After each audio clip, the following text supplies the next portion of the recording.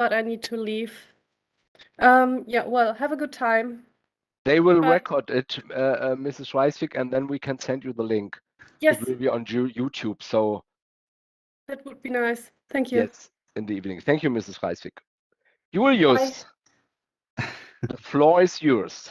Yeah, thank you very much. So also from my side, welcome to all of our Indonesian and German friends. I'm very proud and thank you very much for the opportunity to let me present my experience about my 6 months in Indonesia. I named this presentation a journey through the most cultural rich country in the world because that were also some experience I made.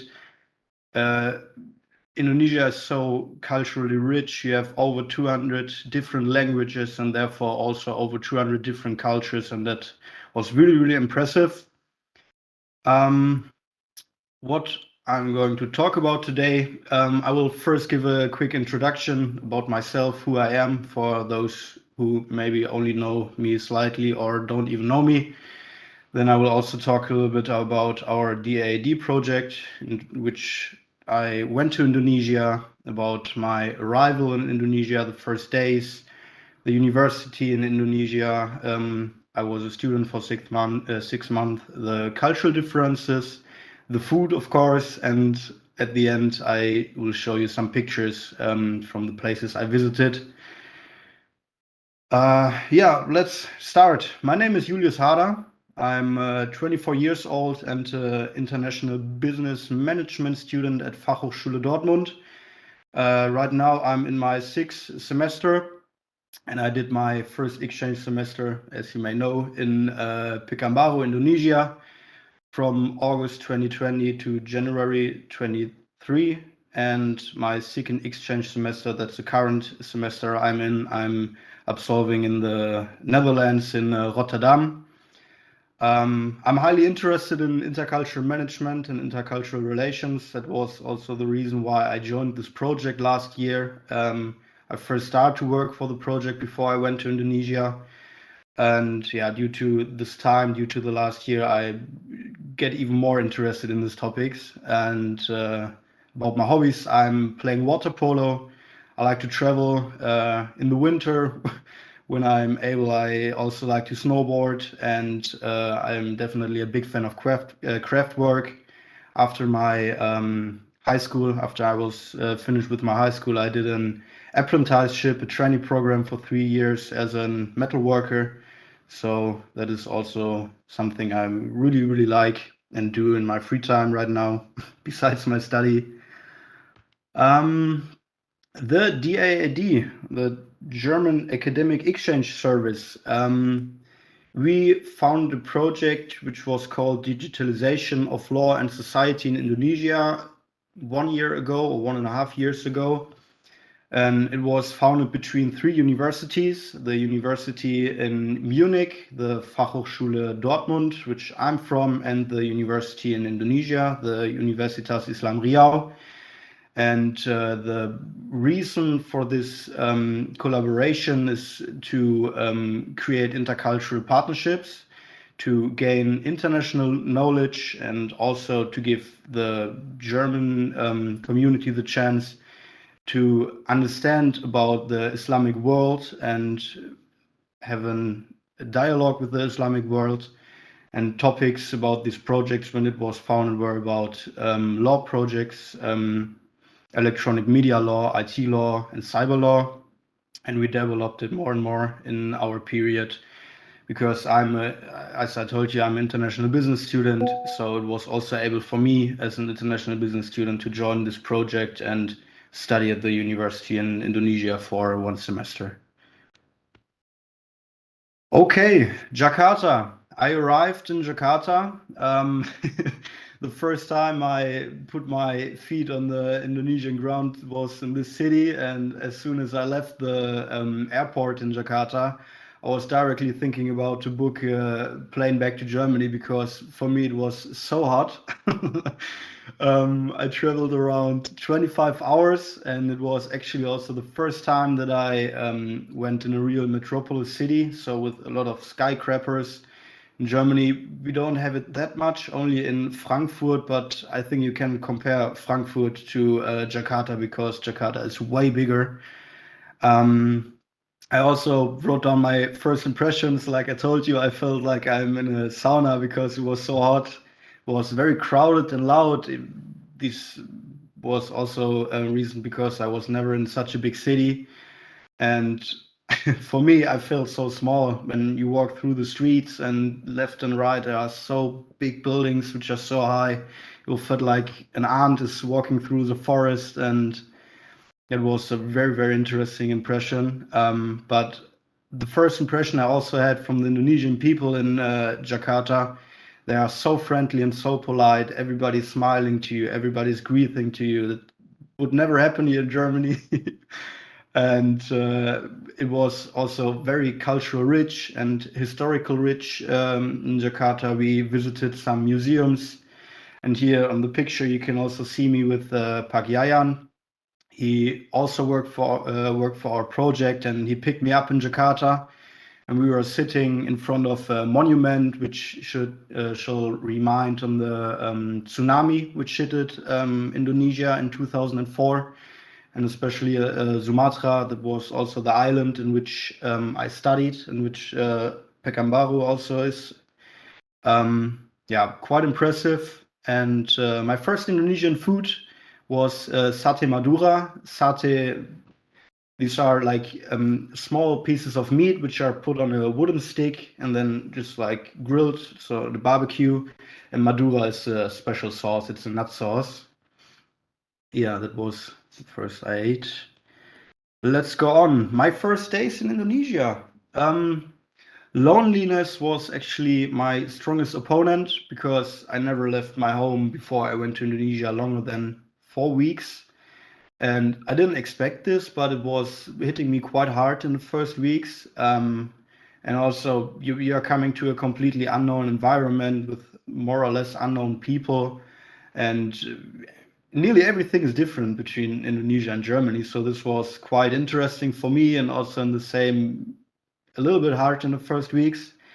But I was able to connect very, very fast to the people. The people also want to connect to me. They were very friendly. They took care of me. They showed me around. They nearly never left me alone. So I became very, very fast a part of the family, as Bono said before.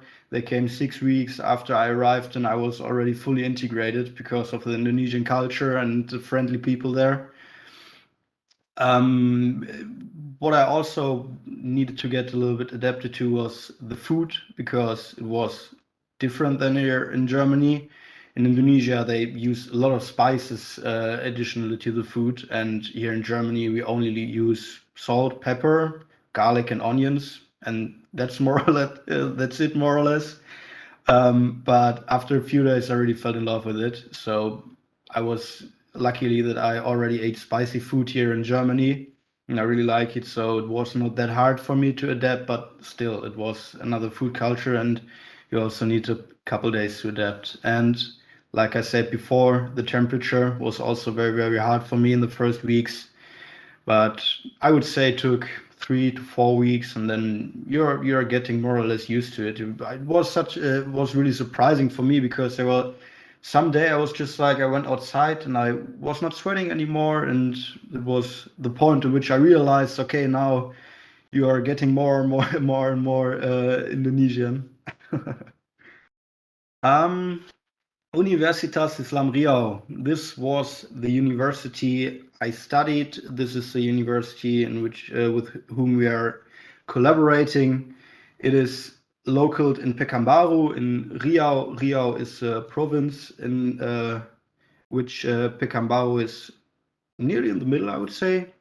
And they have around 280,000 active students, which is quite a lot, and a very, very big campus. I've never seen such a big campus before, because here in Dortmund it's more like centered and we have some high buildings, and in Pekanbaru everything is more flat and with a wider space. We have 9 different faculties with 41 different study programs. And my main faculties in which I studied was Faculty of Economy and Business, and also the Faculty of Social and Political Science, and the Faculty of Teacher Training and Education, in which I tried to learn a little bit Bahasa Indonesia. Bahasa means language. So I know a couple words, but not that much. um, Cultural differences. Also very, very interesting topic, I think, because Indonesia and Germany, they are very, very different from the behavior of the people and from the mindset.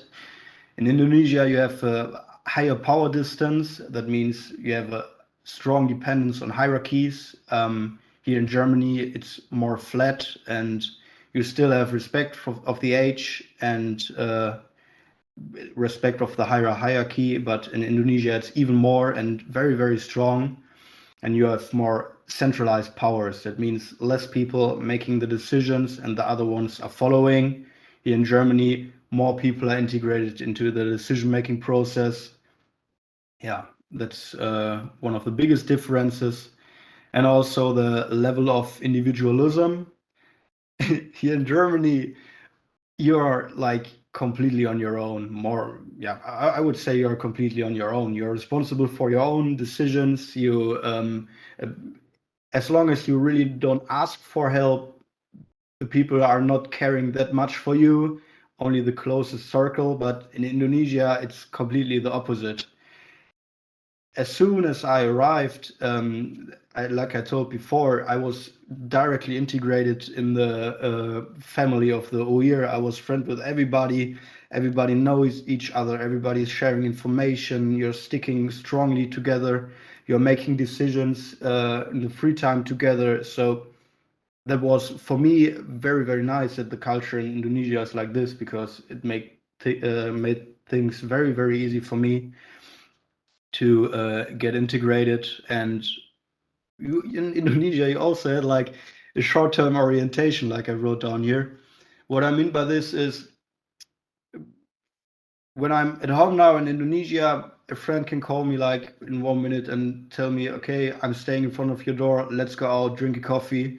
And here in Germany, it's more like, okay, we want to drink a coffee, let's find an appointment in 2 weeks in the future. Maybe I have 30 minutes time for you.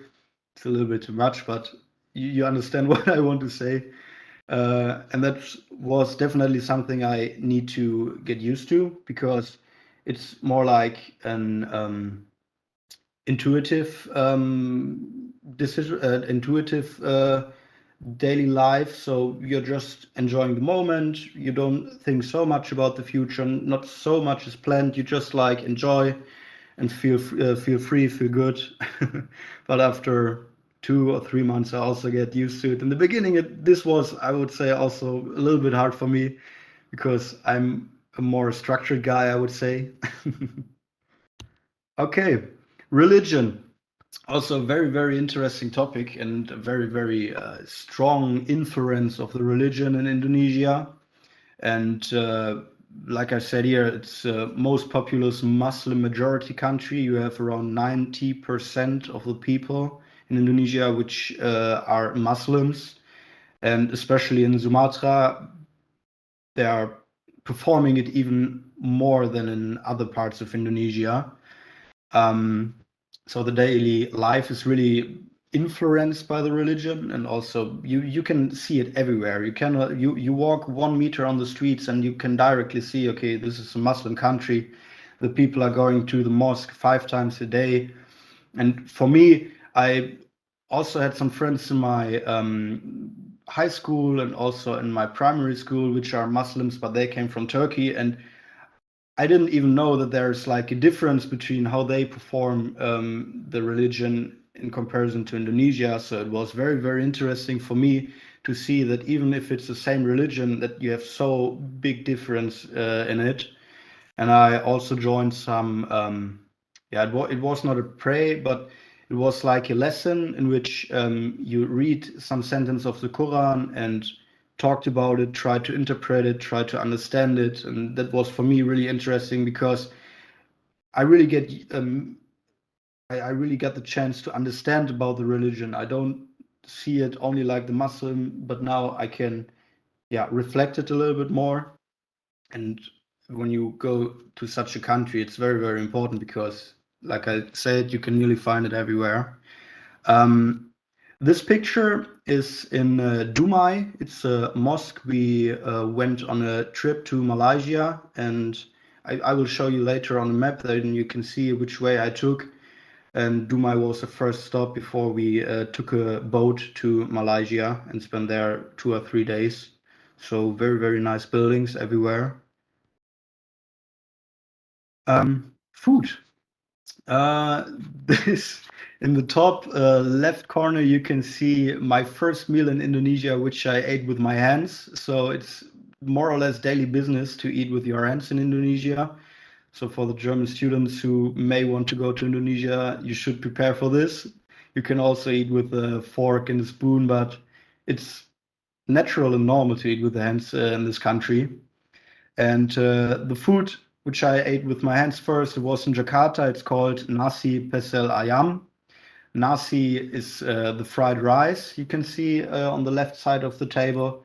On the top side of the table, there's chicken. Chicken is called in Indonesia ayam with sauce. On the right side in the orange cup, there was some sambal, some spice. And then you always have some vegetables and also some tofu, which is additionally to the food.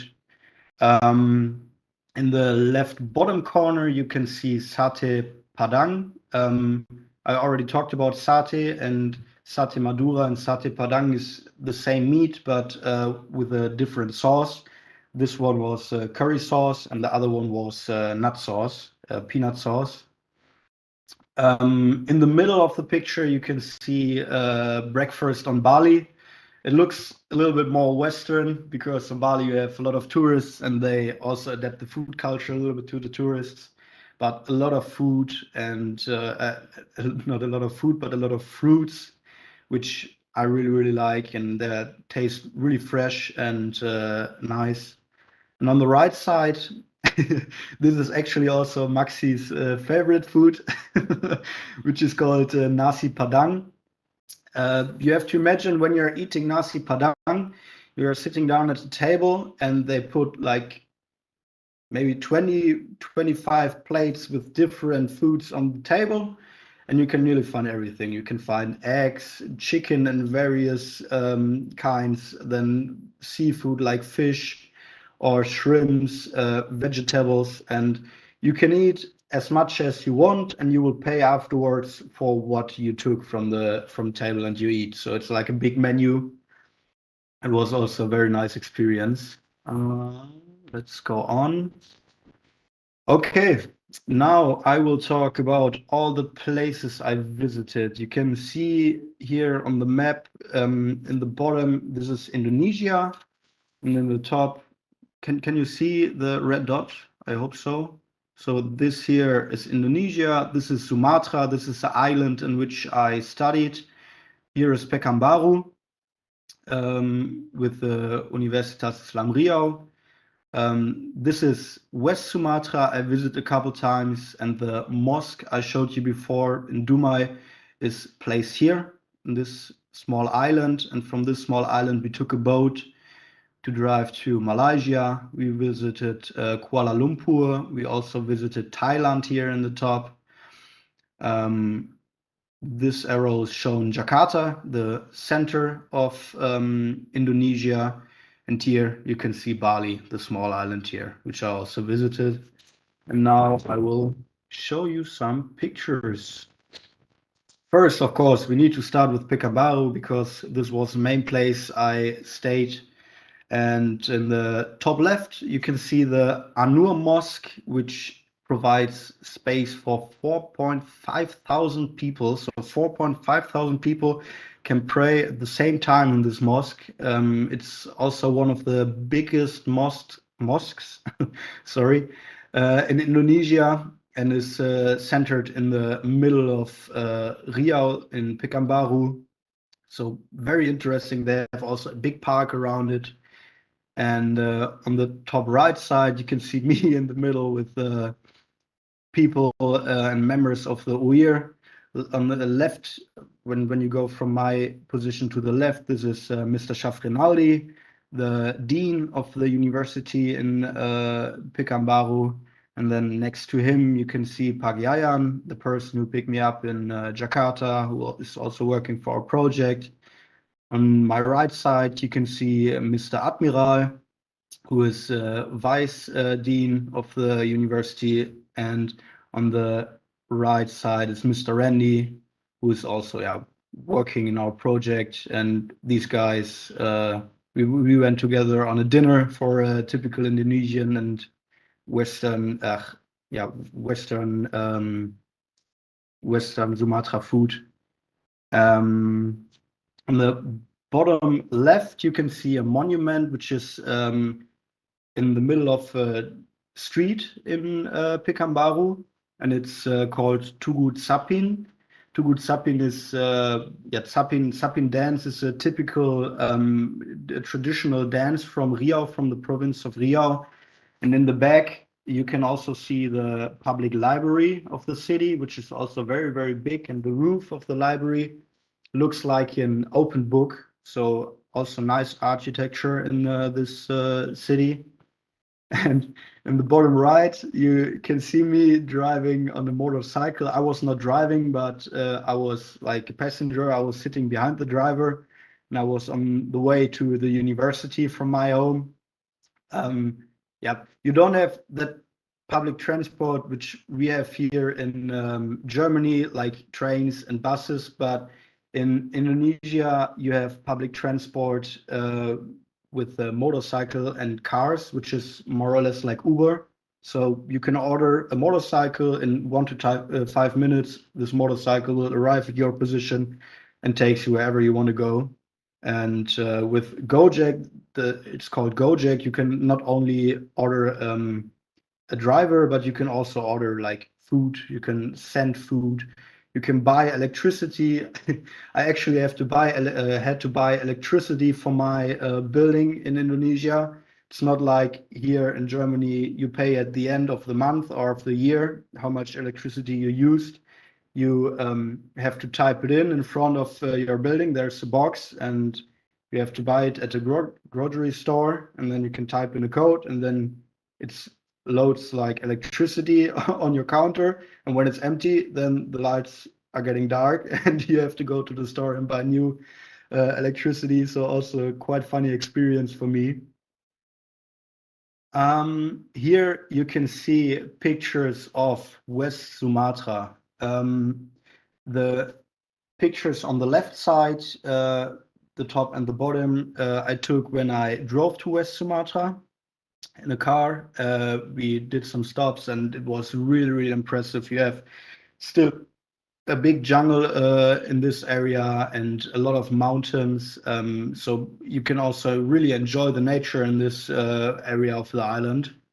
And the picture in the bottom in the middle is a big bridge you need to take when you want to drive from Pekanbaru to West Sumatra. It was built by the Chinese, if I'm not wrong, and you drive around 5 to 10 minutes to cross the whole bridge. And you have a very nice view because it's like in a valley on the left and the right side. You have big mountains, and you have a very, very great view. And on the top in the middle, you have a natural pool I visited with Pagyayan. He took me there. It was very, very nice water, crystal clear. It came directly out of the mountains. Of course, it was a little bit cold, but the temperature outside, as I told you, is warm. So it was nice and refreshing.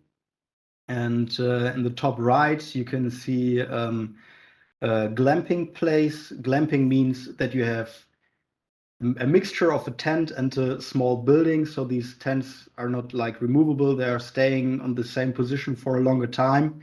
And we camped in a valley, and around us there were like a lot of big mountains. In the morning we wake up because the monkeys start to scream. So completely in the nature with a lot of animals around and colorful trees like you can see here.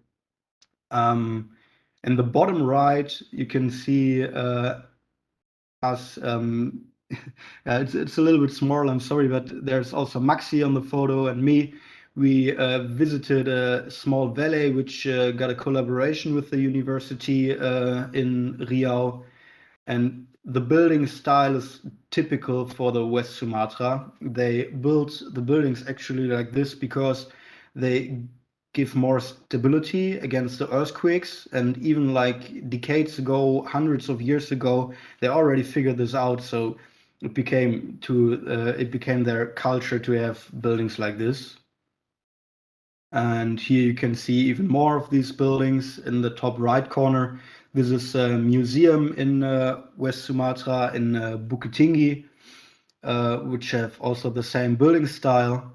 In the top left, you can see the Jam Gadang, the big clock tower in Bukit Tinggi, which is well known, and it's also called the Big Ben of Bukit Tinggi because it has the same clock mechanism like the Big Ben in Great Britain, which is quite impressive. And a funny side information, I'm coming from Lünen, and this clocks and the whole mechanism was built in Recklinghausen, which is 25 kilometers away from here. So I was really impressed when I saw it on the clock in the tower that it was built in Recklinghausen in Germany.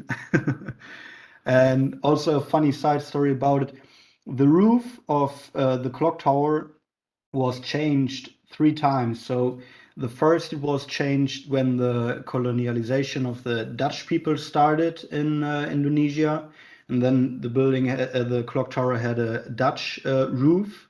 And after the Dutch left Indonesia, the Japanese came for 1.5 years or 2 years, I guess, and they had the roof of the clock tower in Japanese style. And after Indonesia became independent, they put it in the typical West Sumatra style with these high tops on the sides. In the top middle, you can see a great view, which was between a former military base of the Dutch people and a zoo. Between these two places, there was a big bridge you can cross, and this is a view of the bridge. And in the bottom left side, there is a canyon of Bukit Tinggi, which was really, really impressive. It's like, how can I describe it? A big walk through the jungle and so deep and so deep down. So I stood on a platform which was a little bit higher, and you can really watch down. So the pictures cannot show how impressive it really was when you stay on this platform. And also some rice fields, which are more or less typical for Indonesia. In the bottom right corner, you will see more of them when I show you pictures of Bali later. This is Jakarta, the capital of Indonesia. Like I said before, a lot of skyscrapers, a lot of big buildings, very crowded, as you can see on the video in the bottom right. It's unbelievable. The traffic in Indonesia, it works, but for me, I came from Germany, in which you have very, very strict rules how to drive a car or a bike. So, and here, rule number one in the traffic is there are no rules, but it's still working, and the people know how to drive, and that was also very impressive to see it the first time when they're like driving in all directions at the same time and using the horn of the car or the motorcycle the whole time. Very, very interesting and funny. And here we go on with Bali. I already told you about the rice fields. In the bottom, you can see a big rice field. That was also quite funny because you are walking through the city in Bali and Denpasar. It's in the south of Bali. And there are a lot of buildings, a lot of houses where people live and stay. And suddenly there was like a big free place with such a big rice field, and around it still a lot of buildings. And afterwards it was more or less directly in the city center. So very, very impressive. And in the top left corner, we visited a coffee plantation in which they make kopi luwak. Kopi luwak is coffee which is made out of yeah, cat poop. So they feed cats with coffee beans, and then they put it out in their poop. They clean it up, and out of these beans, they create coffee. It sounds quite strange, but I tried it and it was quite a good taste. So if you don't have a problem with it and you go there, you should definitely try it. And in the top right corner, you can see a sunset. You cannot see it, but there's a quite story for about this picture. Um, we booked a hiking tour on a mountain to see the sunset and also had a breakfast on this mountain. And we were picked up at 3 o'clock in the night, and the driver drove like 2 hours. And as soon as we arrived, as we exit the car, it starts to rain very hard, and we hiked around 3 hours until we reached the top of the mountain. So 3 hours, only rain, only fog, only clouds. And as soon as we arrived on the top, you can see there was no sunset because it was so cloudy. It was raining the whole time. Not such a nice experience while I was doing it, but in the afterwards, it's a very funny story, I guess. And I'm definitely looking back to it with a smiling face. And I also had the possibility to travel to Malaysia due to international tourism class with Pak Rendi. That was really impressive. And here I also put some pictures of Malaysia inside. On the top left, you can see the Batu Caves.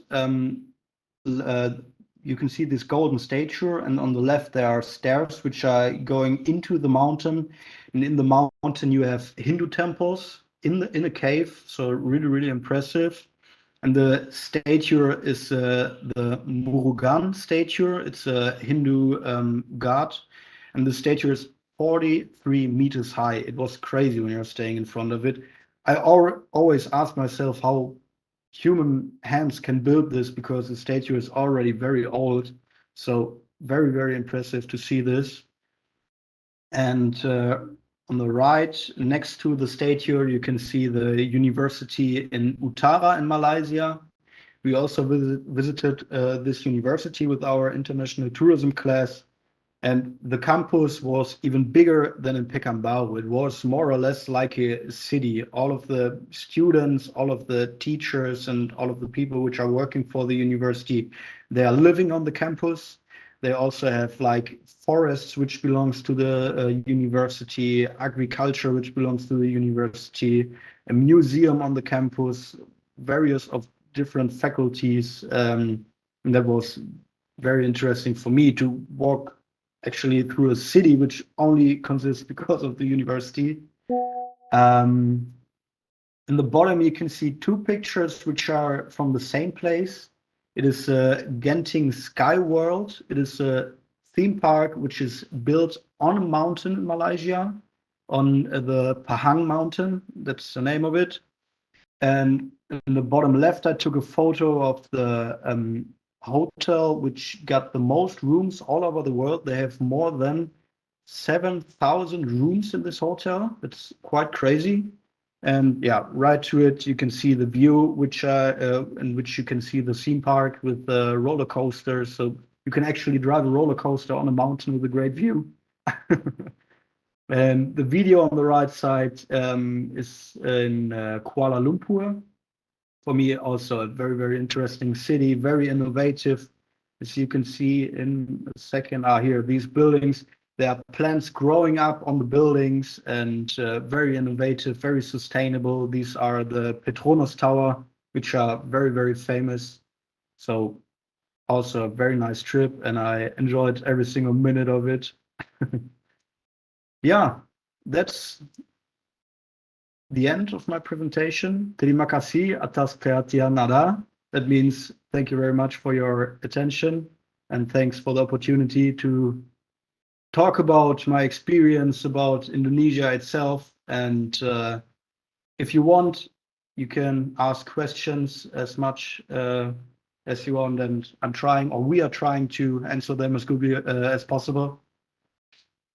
Yeah, that's it. Julius, thank you very much, and great presentation. I really want to welcome also Mila. Mila is also a member of the project. She's living in Munich, and she's also doing a big part of all the work we have to do, because it's really a lot of work. So we are really happy to have her in the project.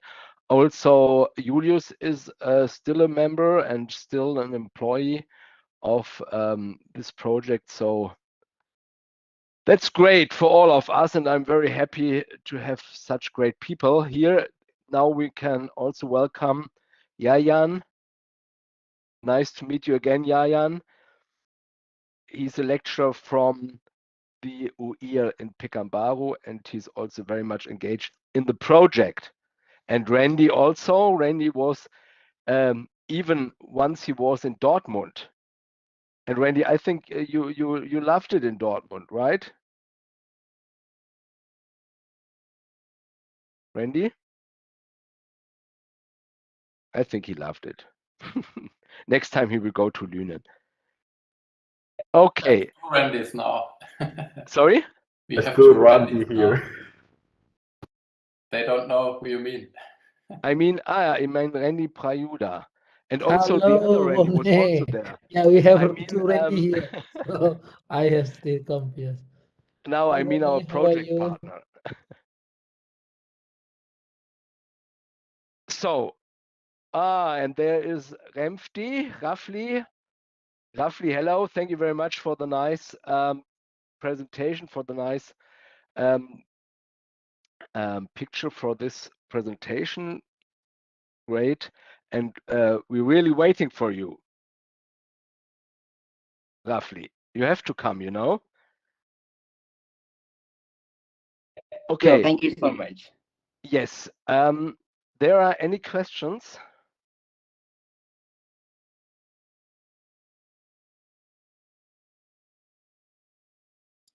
Laura has a question. I have a question.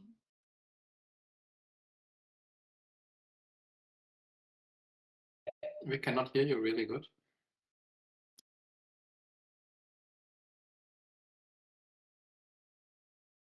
Hello, am I audible? It's better, yes. Oh, yeah.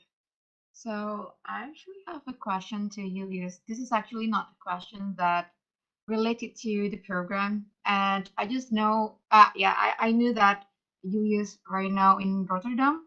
I mean, like doing for exchange too, right? And I have an interest to pursue my master's degree in Netherlands, to be honest. And I just want to ask, do you feel any differences between studying in Germany and also in Netherlands? That's the question that I want to ask. Thank you.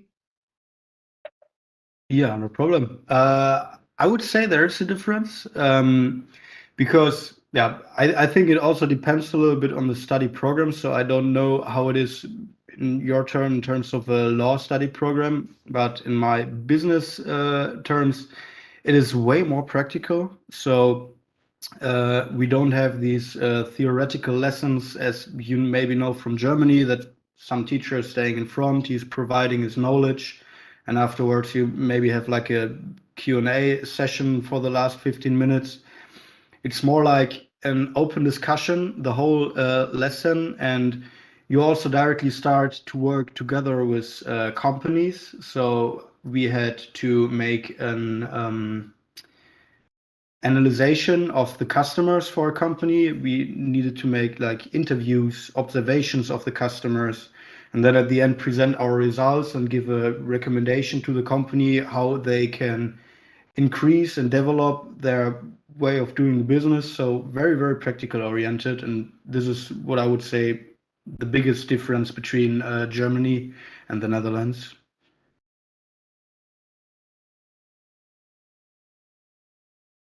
Thank you. Right. There are more questions? Angelika, everyone. hello. Yeah? I would like to ask something. Yes. Sargon. It's about the winter semester. Oh, sorry. My name is Alif Rizky Zidan Hendrias. You are from I'm- UIR or from Erlanger? I'm from the UIR University, and I'm from the law faculty. I would like to ask about the winter semester student exchange program, about what are the requirements of it. That's all. And we won't have a student exchange in the winter semester. That's only in the summer semester. So now we have 3 students coming for summer 23, 1 from UIR and 2 from Universitas Erlangen. And then we will have another student exchange next year, 24, for the summer semester. And then I think we will have a similar selection process, which we used to have this year or for this year. But in the winter semester, there won't be a student exchange. I see. Okay, thank you. But I think, Maxi, it's not a problem for somebody to come also to Dortmund in the winter term, but then it's not under this DAAD umbrella, let's say, or it's not with the grant we can pay from the Yes, the funding DAAD. not for the winter There is semester. no funding for it, but of course, when you say I will pay it on my own, it's no problem to come also in for the winter term. So. Okay, thank you. Something to add? Yeah, Jan, how are you? Thank you. We are here very, very fine. How are you all there in German and in Netherlands, in Belanda, in the colonial country, How are you, Michael? Here's everything okay. Everything okay. We have some work to do when Stefan and me are going to Pekanbaru, but I think you are prepared, so it won't be a problem. Always. Always. Mila, what do you have to add? About that question about the requirements for the next period of the exchange students. I don't know. Me and Mega was thinking about maybe this time we make it start maybe from we already make it since when November, December about this selection, right? Maybe we should make it earlier since the visa application is a little bit problematic sometimes. So maybe you guys can start, I don't know, October maybe you can start, and then on December we do our part then. I mean, That's good. Yeah. I mean, the problem was that we didn't know whether we get money again. yeah, So yeah. that's why it was too late. But this Yeah, of time we course. know it's also for next year, but that's a good idea. Yeah. Very good. Okay. If there is nothing to add, Maximilian Risse, Jürgen, what is your impression of the project? I think that was all pretty clear, and Julius did that perfectly. It was a great presentation. I don't have any questions. Yes, Jürgen is the legal part of the students. He's a law student from Düsseldorf and is also working for the project now. So you see there are so many different people doing something in Erlanger, in Surabaya, and mostly in Pekanbaru and also Munich and Rotterdam. So it's really widespread program, and we are really happy to have also Maximilian Risse now in the project, to have at least one lawyer in the project. And Stefan and me, but you know, law is not our passion. Roughly. Hello, Michael. I want to ask to Julius also. Hello, Julius. How are you? Hello, I'm fine. What about you? You're I'm fine, already thank you. excited?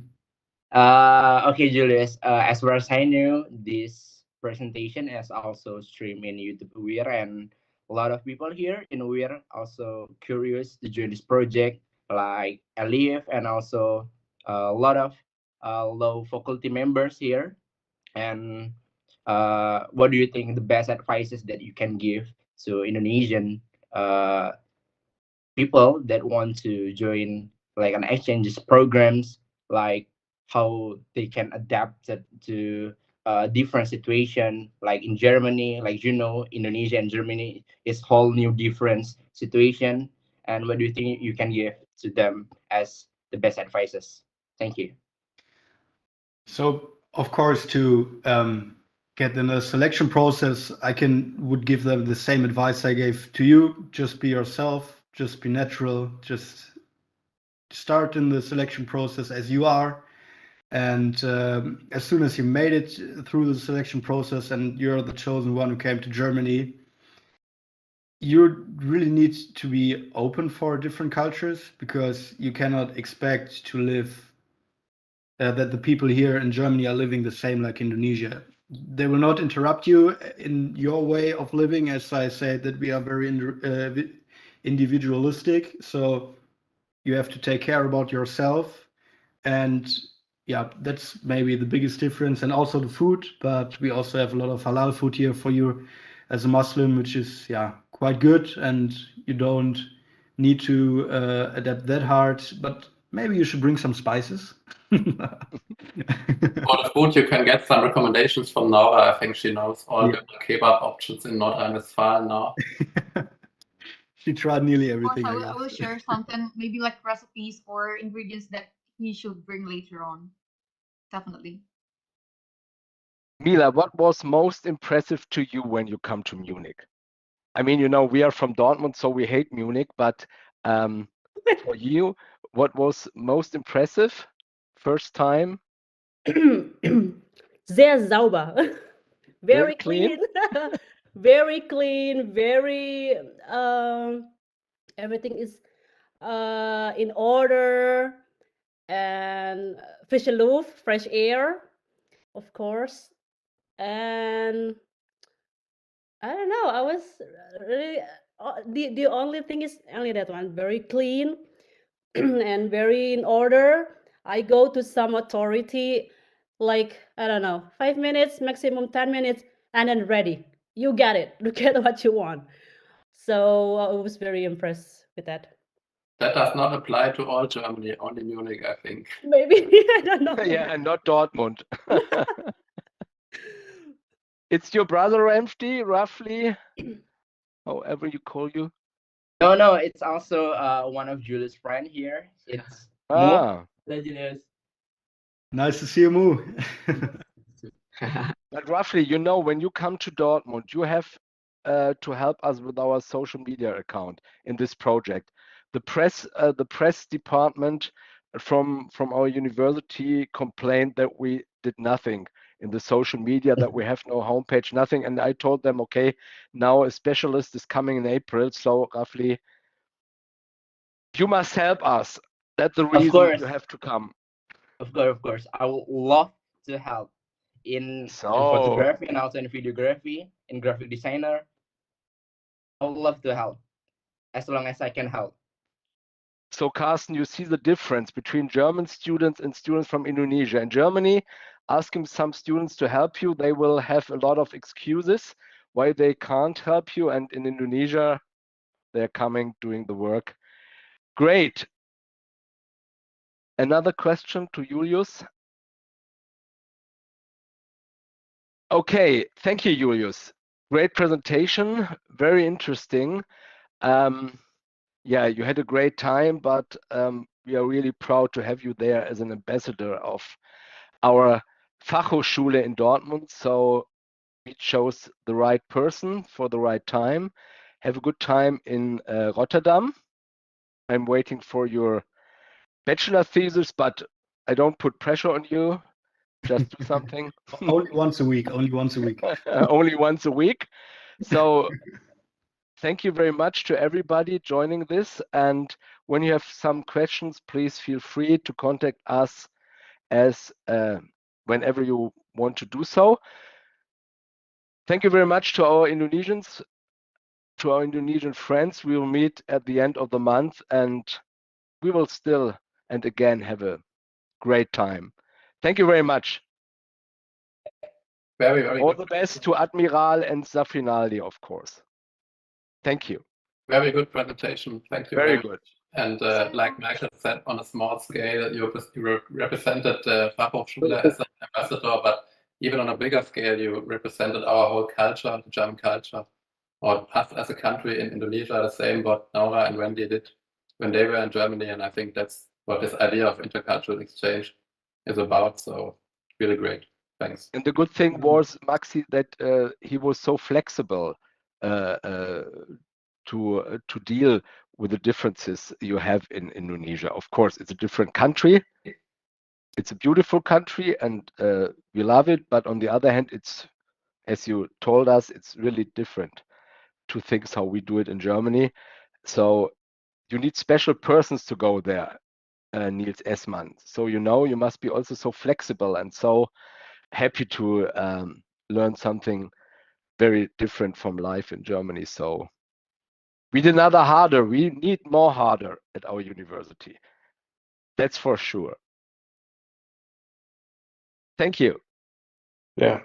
Thank you. Bye. And good luck for everything you do. Thank you, Carsten.